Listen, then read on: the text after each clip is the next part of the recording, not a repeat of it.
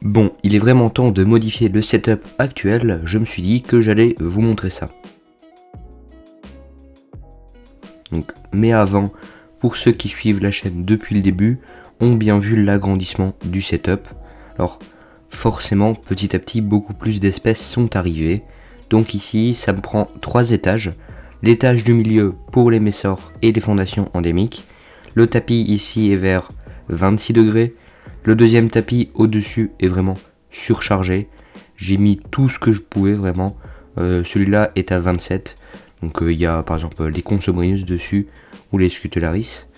Et l'étage en dessous avec les Ondoctomachus qui est pas chauffé. Je trouve que c'est pas forcément nécessaire, sachant qu'il fait 22 degrés. Donc je vais tout débarrasser, un peu faire les poussières, car je les déplace assez rarement, tous les 6 mois environ. La dernière fois que j'ai fait ça, c'était en septembre. Donc pour installer plus de tapis, car toutes les espèces ne sont pas chauffées, et plus de tapis, ça va aussi permettre de mettre plusieurs gradients de température, car chaque espèce a des besoins de température différents. Donc par exemple les Maculatus, c'est mieux de 30 degrés, alors que les Messors, 25 degrés c'est suffisant. Donc pour les tapis, j'ai pris les mêmes que ceux qui sont déjà là, donc ils fonctionnent vraiment très bien. C'est des 7 watts, donc ça chauffe bien. J'hésitais à prendre des 14 watts, mais ça me paraissait trop grand et sûrement trop chaud. Pour les tapis ici, on a des molettes en fait pour régler plus ou moins la température. Puis j'ai quand même un thermostat piméteur donc en amont, ce qui me paraît essentiel et surtout sécurisé pour pas que les fourmis crament clairement. Bon, du coup je vais devoir bien mettre les tapis et les thermostats sur les différents étages. J'en ai mis sur les 2 étages principaux, au total 4 tapis et 2 thermostats. Alors ça fait pas mal de câbles avec les sondes et les tapis, mais en soi si vous attachez tout bien, ça part pas dans tous les sens.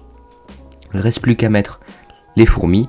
Donc au final, pour l'étage en dessous, il y a toujours l'ADC des Ondoctomachus monticola, donc la boîte avec les spécimens. Si ça vous intéresse, j'avais fait une série de photos en macro sur quelques espèces sur Instagram, donc Paraponera, Dinoponera, donc vous pouvez les voir si vous voulez. Donc pour l'étage au-dessus, j'ai mis un tapis donc avec les différentes colonies de Messors, et à côté, c'est toutes les fondations en tube que j'ai. Alors enfin presque, puisque j'ai pas encore mis les Messors Barbarus et les Clivorum dessus. Donc on monte d'étage, le dernier, et là il y a les fondations avec une aire de chasse. Donc on peut voir les Consobrinus, et plus loin, on aperçoit les Crématogaster Scutularis. Et enfin, les fondations qu'il me reste en fait, et les Liniperda en nid. En soi c'est quand même bien rempli, mais j'ai quand même beaucoup plus de place qu'avant. Je rajouterai sûrement des tapis, mais franchement je fais petit à petit, car tout ce qui est en tube ou avec une aire de chasse, ça va forcément grandir, puis tout ne va pas rester, donc j'aurai un peu plus de place dispo pour les colonies qui se développent et qui restent ici.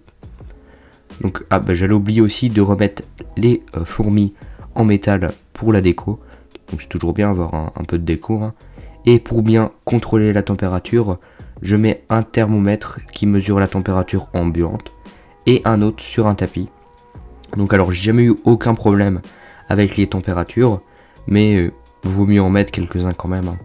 Le setup est fini, ça m'a pris au total moins d'1 heure, c'est assez rapide à faire, je suis satisfait du nouveau setup. Je vais programmer en fait les thermostats pour faire des gradients selon les tapis, donc de température pour les différentes espèces.